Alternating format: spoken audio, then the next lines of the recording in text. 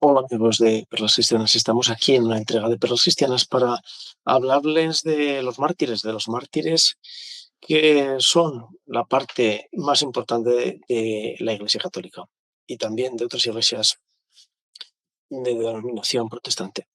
Sí, porque la persecución dentro de las iglesias cristianas en el siglo XX y XXI está siendo mucho más en número de personas perseguidas y asesinadas y martirizadas que lo fueron al inicio prácticamente del cristianismo.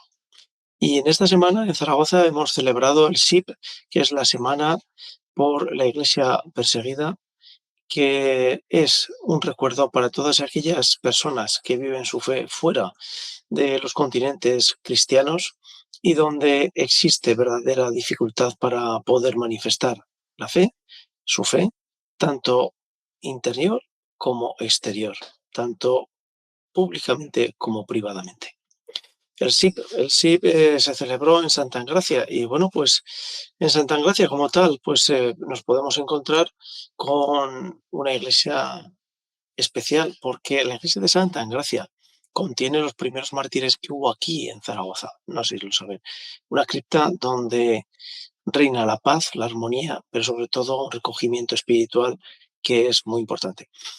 Personalmente, durante años he visitado esta iglesia, últimamente mucho menos, pero he podido disfrutar de su cripta y de la basílica de Santa Engracia.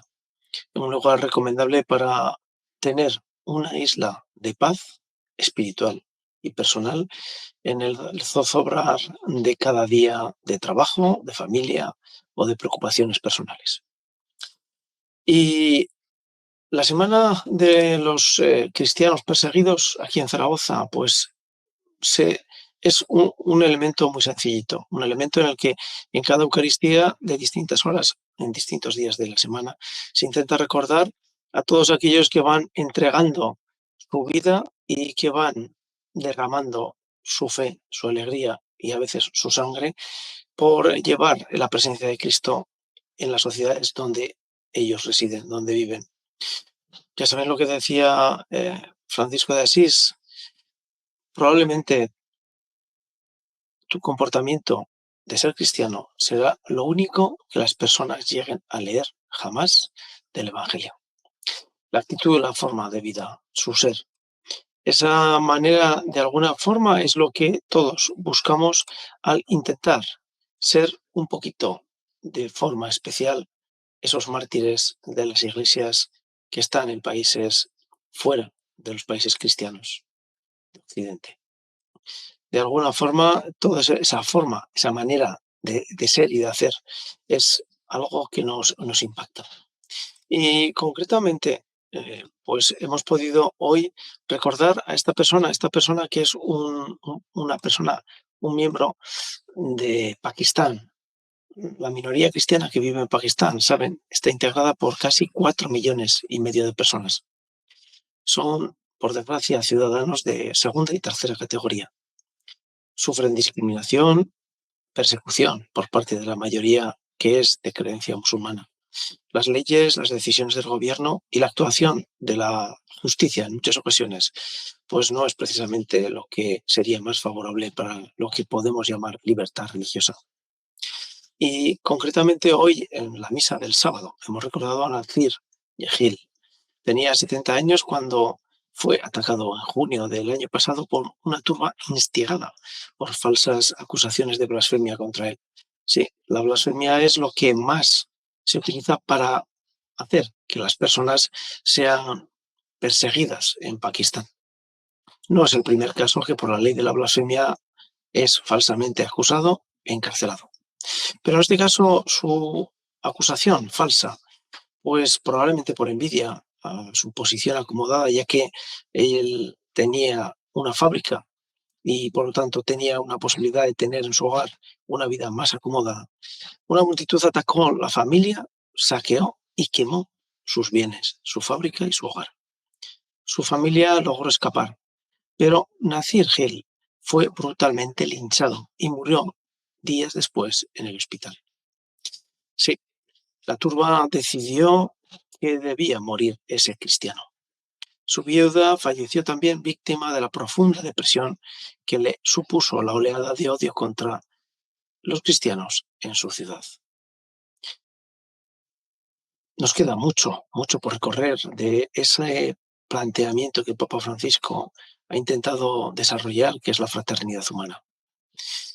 Sin embargo, al final de este vídeo vamos a poderles colocar un vídeo donde es lo contrario, un ejemplo de convivencia de diferentes confesiones, todas ellas, eso sí, cristianas, dentro de Finlandia. Nos lo explica un obispo español que está allí desde hace años. Pero, ¿por qué los cristianos de Pakistán son perseguidos? Pues fundamentalmente porque viven y presentan su fe de forma silenciosa, pero activa. Confían en un Dios compasivo y misericordioso, y frente a ese odio que se manifiesta contra ellos, ponen la otra mejilla y ponen una parte del corazón y del amor que Dios les ofrece. Tratan de perdonar a los perseguidores porque no es sencillo. Y hoy en la misa hemos podido rezar por ellos. Todos juntos en la oración hemos podido presentar a Nathan Hill, que es la persona que falleció a causa, podríamos decir, de su fe. Es estos pequeños altares donde hemos colocado las personas perseguidas representativas dentro de países como Nigeria, Congo, Chad, Pakistán y también India, porque se reconduce el ataque a los cristianos en India. Pues nos hemos unido en oración para intentar. Dentro del canal de Perlas Cristianas vamos a contar en las próximas fechas, concretamente esperamos emitirlo el día 25 de este mes, pues una entrevista muy, muy interesante. Es la entrevista del historiador Santiago Mata, en la que nos relata lo que fue el martirio en Inglaterra del Enrique VIII. Es probablemente uno de los episodios o el primer episodio sangriento que podemos señalar con fuerza en el que una sociedad decidió eliminar radicalmente a una confesión, la católica, dentro de su sociedad.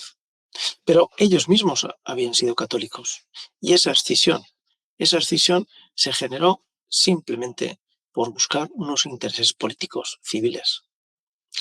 Santiago Mata nos lo explica con mucho detalle, nos lo explica con tanto detalle que les invitamos a esta entrevista que seguro les resultará de interés.